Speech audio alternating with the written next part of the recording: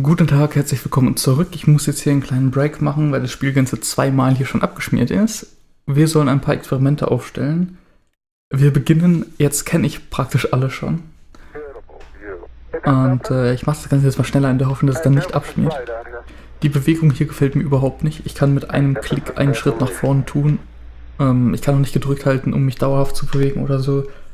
Ziemlich schlecht umgesetzt, selbst für sitzende VR geht das ehrlich gesagt besser. Gut, hier unten, ich setze es mal hin, haben wir einen Laserreflektor. Und ja, wir können uns das vorlesen lassen, hier kommt gleich ein Text, den lassen wir uns vorlesen, den gucke ich jetzt aber nicht die ganze Zeit an. Das habe ich vorhin gemacht und das nervt auf Dauer. The laser ranging retroflector experiment was deployed on Apollo 11, 14. Okay, ich darf nicht zu weit weg, dann hört es auf, auch gut zu wissen. Dann muss ich wohl doch hier sitzen bleiben. The laser ranging retroflector experiment was deployed on Apollo 11, 14 and 15. It consists of a series of corner cube reflectors, which are a special type of mirror with a property of always reflecting an incoming light beam back in the direction it came from. These reflectors can be illuminated by laser beams aimed through large telescopes on Earth. The reflected laser beam is also observed with the telescope, providing a measurement of the round-trip distance between Earth and the Moon. This is the only Apollo experiment that is still returning data from the Moon. Many of these measurements have been made by McDonald Observatory in Texas. Laser beams are used because they remain tightly focused for large distances. Nevertheless, there is enough dispersion of the beam that is about 7 kilometers in diameter when it reaches the Moon and 20 kilometers in diameter when it returns to Earth. Because of this very weak signal, observations are made for several hours at a time. By averaging the signal for this period, the distance to the Moon can be measured to an accuracy of about 3 centimeters. The average distance from the Earth to the Moon is about 385,000 kilometers. The laser-ranging retroflector experiment has produced many important measurements. These include an improved knowledge of the Moon's orbit and the rate at which the Moon is receding from Earth, which is currently 3.8 centimeters per year. Ja, da haben wir doch eine ganze Menge gelernt. Sehr interessantes Experiment, das halt auch heute noch genutzt werden kann, um halt wirklich zu verifizieren, dass man auf dem Mond war. Was ich am interessantesten finde, ist, wie krass doch der Laserstrahl von da bis hier und wieder zurück sich auffächert. Aber naja. Gut. Ich hänge fest. So einmal außen rum. Das ist auch ein sehr interessantes Experiment hier.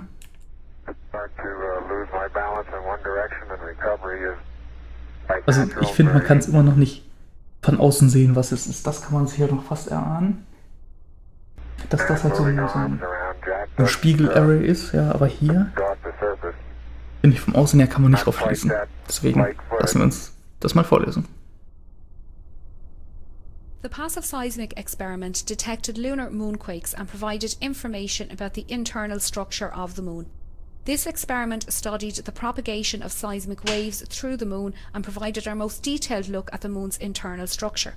The Apollo 11 seismometer returned data for just 3 weeks but provided a very useful look at lunar seismology. More advanced seismometers were deployed at the Apollo 12, 14, 15 and 16 landing sites and transmitted data to Earth until September 1977. Each of these seismometers measured all 3 components of ground displacement: up-down, north-south and east-west. If a seismic event is observed by 3 or more seismometers, the time and location of the event can be determined. Because seismic waves from distant events travel deeper into the Moon than waves from nearby events, by measuring events at various distances from the seismometer, one can determine how seismic velocities vary with depth in the Moon.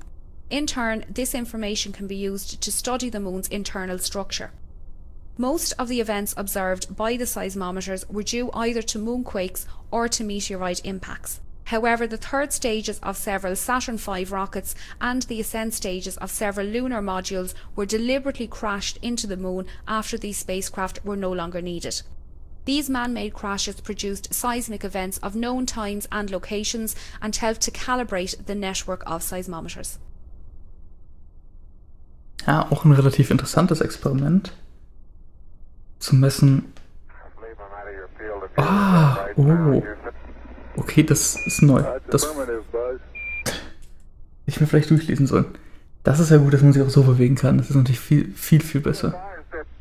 Ja, zu messen, woraus der Mond ist, ein paar Raketen, Reste, die man nicht mehr braucht, einfach mal auf die Oberfläche klatschen zu lassen, damit man das Netzwerk kalibrieren kann. Und wenn mehr als 3 Stationen das kriegen, das Signal, beziehungsweise die Messungen machen können, dass sich da irgendwas bewegt hat, da kann man natürlich triangulieren, wo es her ist. Gut, und jetzt kommt der Klassiker. Die Flagge. The Lunar Flag Assembly, or LFA, was a kit containing a flag of the United States, designed to be planted by astronauts on the Moon during the Apollo program. 7 such flag assemblies were sent to the Moon, 6 of which were planted, the exception being the one carried on Apollo 13, which had to abort its landing due to a serious spacecraft failure. The nylon flags were hung on telescoping staffs and horizontal bars constructed of 1-inch anodized aluminium tubes. The flags were carried on the outside of the Apollo lunar module, most of them on the descent ladder inside a thermally insulated tubular case to protect them from exhaust gas temperatures calculated to reach 2000 degrees Fahrenheit or 1090 degrees Celsius. 6 of the flags were ordered from a government supply catalogue and measured 3 feet by 5 feet. The last one planted on the Moon was slightly larger, at 6 foot wide, the flag which had hung in the Mission Operations Control Room in the Manned Spacecraft Center for most of the Apollo program. Hier denke ich mir halt auch wieder, okay, ihr hättet die Flagge ein bisschen animieren können. Natürlich gibt es auf dem Mond keinen Wind. Aber es gibt Low Gravity. Und wir haben die ja gerade aufgestellt. Von daher sollte die doch ein bisschen... Ne? Gut. Nochmal ein bisschen Alufolie aufstellen. This is the solar wind composition experiment. The sun continually emits a flux of electrically charged particles into space. This is termed the solar wind. The Earth's magnetic field prevents these charged particles from reaching the Earth's surface, although in the Earth's polar regions, these particles can reach the upper part of the atmosphere, causing auroras. The Moon is outside the Earth's magnetic field for most of each month and has a negligible atmosphere, allowing solar wind particles to reach the Moon's surface. The solar wind composition experiment was performed on Apollo 11, 12, 14, 15 and 16. It consisted of an aluminium foil sheet 1.4 metres by 0.3 metres that was deployed on a pole facing the Sun. This foil was exposed to the Sun for periods ranging from 77 minutes on Apollo 11 to 45 hours on Apollo 16, allowing solar wind particles to embed themselves into the foil. The foil was then returned to Earth for laboratory analysis. This allowed the chemical composition of the embedded solar wind to be determined more accurately than would be possible if the measurement were made using remotely controlled instruments on the Moon, but limited the periods at which observations could be made. Ja, Hintergrund dieses Experiments halt Solarwinde aufzufangen, Partikel aufzufangen, die sonst halt in der Atmosphäre einfach hängen bleiben würden. Ah. Das nehmen wir natürlich mal an. Ja, so. Hallo, Mr. President. Go ahead, Mr. President. This is Houston out. Hello, Neil and Buzz. I'm talking to you by telephone from the Oval Room at the White House. And this certainly has to be the most historic telephone call ever made. I just can't tell you how proud we all are of what you... For every American, this has to be the proudest day of our lives. And for people all over the world, I am sure they too join with America in recognizing what an immense feat this is. Because of what you have done, the heavens have become a part of man's world. And as you talk to us from the Sea of Tranquility, it inspires us to redouble our efforts to bring peace and tranquility to Earth. For one priceless moment in the whole history of man, all the people on this earth are truly one. One in their pride in what you have done, and one in our prayers that you will return safely to Earth. Thank you, Mr. President. It's a great honor and privilege for us to be here representing not only the United States, but men of peace of all nations, men with interest and a curiosity, and men with a vision for the future. Honor for us to be able to participate here today. And thank you very much, and I look forward, all of us look forward to seeing you on the Hornet on Thursday. Gut, ich nehme mal an, das heißt, wir haben... It has a stark beauty all its own. It's like much of the high desert of the United States. Der Text war nicht so gut eingeblendet, aber ich weiß, was da stand. Da stand halt, wenn ich denke, dass ich bereit bin zu gehen, dann kann ich einsteigen. Aber wir haben hier noch einen Text.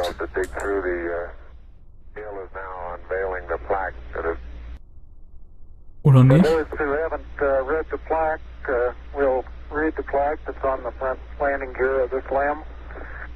There's two hemispheres, one showing Gut. each of the two hemispheres. Dann würde ich sagen, lieben wir mal. Ich bin gespannt, ob ich wieder selbst abheben darf. Ich meine, ich bin gelandet, also müsste ich doch auch die Chance haben abzuheben, oder? Sieht nicht so aus. Die lassen mich auf den Mond zurück. Nein! Nein!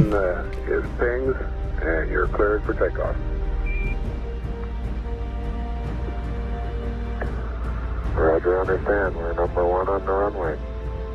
Roger. Den Start hätte man aber auch mal manuell machen können. Ich meine, ich durfte von der Erde schon nicht starten.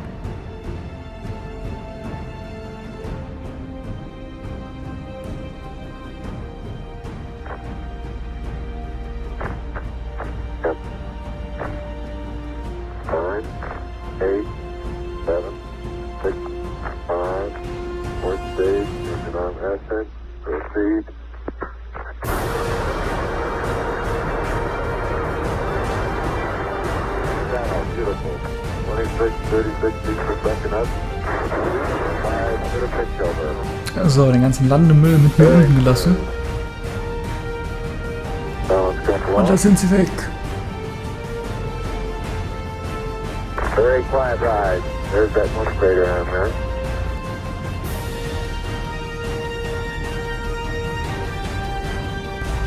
Feet high, 80 feet per second vertical rise. Here you go, Houston. Request manual start override. Roger. 2,600 feet altitude. Here you go, Houston. You're looking good to us. Naja, vielleicht darf ich ja jetzt zurückdocken.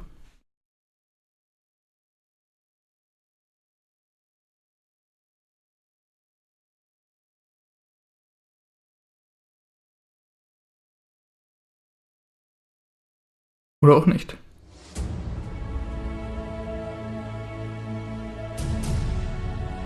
Das gibt dir einfach den ganzen Prozess.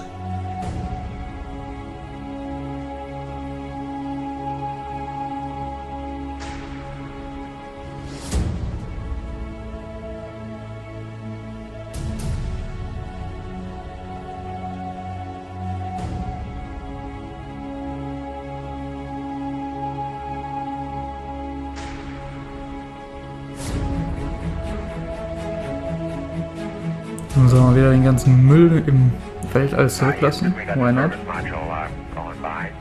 Roger, thank you. And it's rotating just like it should be. Thrusters are firing.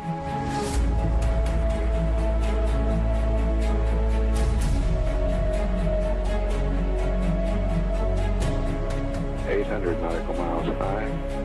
Velocity 33,000 feet per second.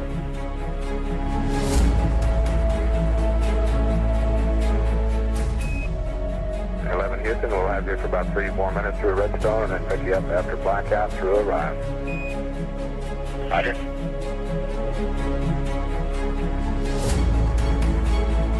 Guidance reports Apollo 11 right down the middle of the corridor. And 11 Houston, you're going over the hill there shortly. You're looking mighty fine to us. See you later.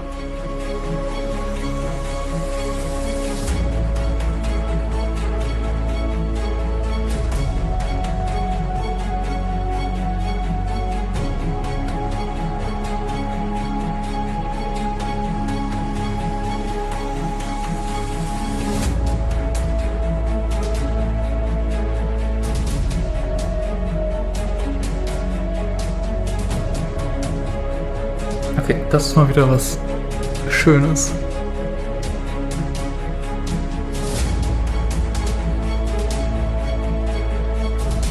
I believe that this nation should commit itself to achieving the goal before this decade is out of landing a man on the moon and returning him safely to the Earth. No single space project in this period will be more impressive to mankind or more important for the long-range exploration of space, and none will be so difficult or expensive to accomplish.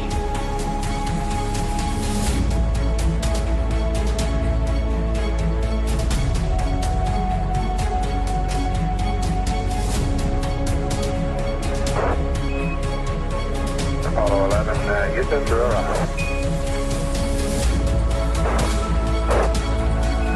Apollo 11, Houston, and the blind, Airbus has a visual contact.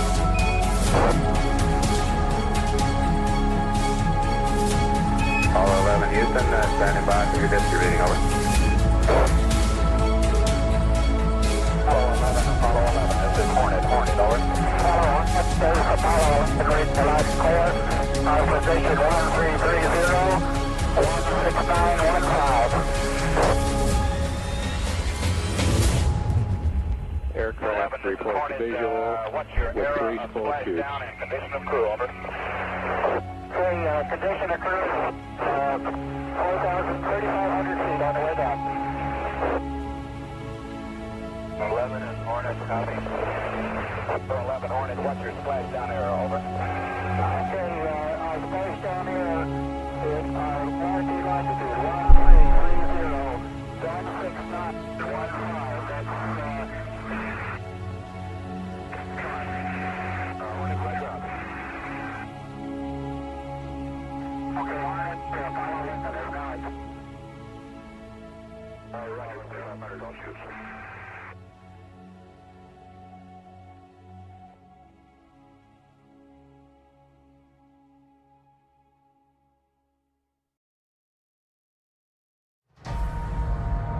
Und das war dann wohl Apollo 11 VR Experience.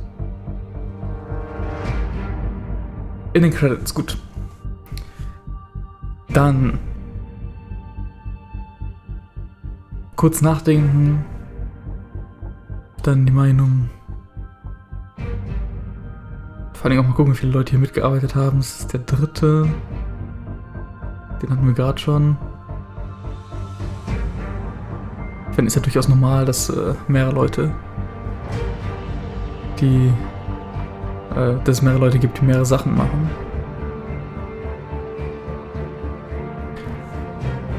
Naja, auf jeden Fall. Also ich nehme mal an, ohne Abstürze und so wären wir jetzt 1,5 Stunden oder so unterwegs gewesen. Das Ding kostet aktuell, ich glaube, 10 € auf Steam. Also preistechnisch finde ich, geht das auf jeden Fall klar. Ist auf jeden Fall nicht zu teuer. Es gibt wirklich einige, die sagen, oh, das ist doch kein Spiel. Das ist doch viel zu teuer. Das sehe ich halt überhaupt nicht so. Klar, es ist mehr eine Experience als ein Spiel. Es ist ein Serious Game, was halt hauptsächlich erst einmal die Inhalte vermitteln will. Und da muss ich sagen, das macht es wirklich gut. Also wenn du am Start vorher einmal die Rakete von außen siehst, dann drin sitzt und so.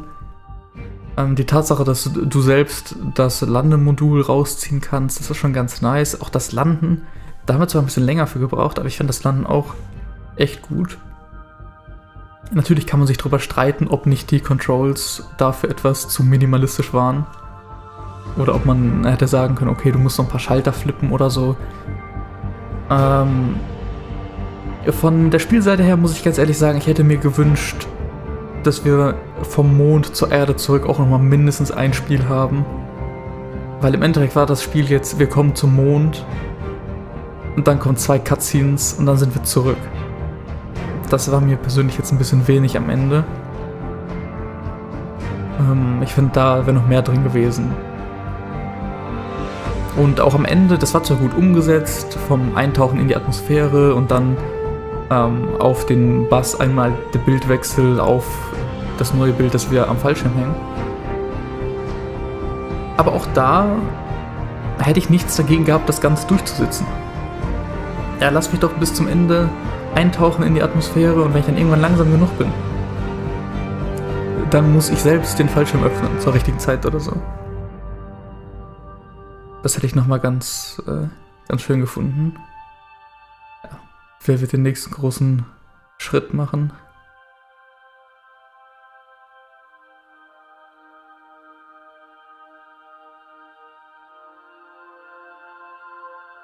Tja.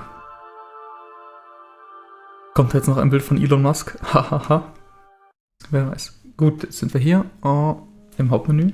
Was sind denn Extras? Related Experiences und es gibt einen Music Player. Coming soon. Okay. Also vom Inhalt her finde ich das Spiel wirklich gut. Wirklich, wirklich gut. Am Ende halt nur zu wenig. Da würde ich 8 oder 9 von 10 geben. Vom optischen her in den meisten Fällen auch richtig schön, wie ich schon mal gesagt hatte, die Texturen sind manchmal ein bisschen schlecht, ein bisschen niedrig aufgelöst, gerade auch am Anfang, als man halt einfach nur die Google Maps Texturen genommen hat neben der Rakete, das fand ich ein bisschen schade. Also da könnte man noch ein bisschen mehr machen. Ansonsten gefällt mir der gesamte Stil und gerade die Texturierung und Modellierung der Modelle ziemlich gut. Bleibt VR-Kompatibilität, nenne ich es mal. Wie kompatibel ist das meiner Meinung nach mit dem Medium VR? Wir haben diese Kamerafahrten. Für mich macht das so ein bisschen den Eindruck, als wäre dieses Spiel nicht direkt für VR entworfen worden. Das weiß ich natürlich nicht, ob das stimmt. Kamerafahrten in VR ist halt immer eine kritische Sache. Und ich dachte eigentlich, dass diese Weltraumkamerafahrten, ne, wir sind im Orbit um die Erde und die Kamera bewegt sich dann. Da dachte ich eigentlich, dass ich damit nicht so wirklich Probleme habe, weil man keinen direkten Referenzrahmen hat. Man ist ja nicht mehr auf der Erde. Aber auch das war nicht so gut. Ich bin relativ empfindlich, was das angeht, ja. Ich habe aber auch mittlerweile eine gewisse Toleranz aufgebaut. Ich wüsste jetzt aber auch nicht, wie man es viel besser machen kann und den gleichen Effekt erzielt. Also das ist vielleicht ein notwendiges Übel. Die Bewegung auf dem Mond fände ich richtig cool, wenn man da halt noch Room Scale erweitern würde. Ansonsten, dass man sich hin und her teleportieren kann, was ich erst später durch Zufall rausgefunden hatte. Tut mir leid. Das ist vollkommen okay. Das Vor- und Zurückbewegen mit einzelnen Schritten, finde ich, sollten sie komplett rausnehmen. Ich glaube nicht, dass das irgendjemand freiwillig machen würde. Weil das verschiedene Aspekte vereint, die halt einfach nicht gut sind. Diese kleine Bewegung und dann, dass man immer beschleunigt und abbremst. Eine stetige Bewegung wäre besser. Ja. Ansonsten Kaufempfehlung für das Spiel, würde ich eine aussprechen? Ja, ich denke schon. Wie ich bereits am Anfang erwähnte, ich glaube, das gibt es mittlerweile auch für Desktop. Kann man also auch ohne VR-Brille spielen. Ein kleiner Hinweis noch für diejenigen, die es vielleicht auch in VR spielen wollen und ebenfalls aufnehmen. Das Ganze in der Mirror-Ansicht, also auf dem Desktop, größer hinzukriegen, geht nicht über irgendwelche Einstellungen, auch nicht, wenn man sich den Settings-Dialog am Anfang forst. Das geht, beziehungsweise forciert auf Deutsch, ja. Und das geht wirklich nur, indem man das Fenster einfach größer zieht. Da muss man auch erstmal drauf kommen. Gut, also mir hat Spaß gemacht. Gelernt habe ich nicht so wirklich viel, würde ich sagen. Aber ich denke, gerade wenn man so in der Materie neuer ist, sowohl mondtechnisch als auch VR-technisch, ist das nochmal eine ganze Ecke spannender. Gut, das sind meine abschließenden Gedanken. Ich bedanke mich bei euch, dass ihr mit mir zum Mond und zurück seid. Das war mein erstes VR-Let's Play. Ob da mehr kommt, werden wir bald sehen. Ciao. Apollo 11 VR Experience.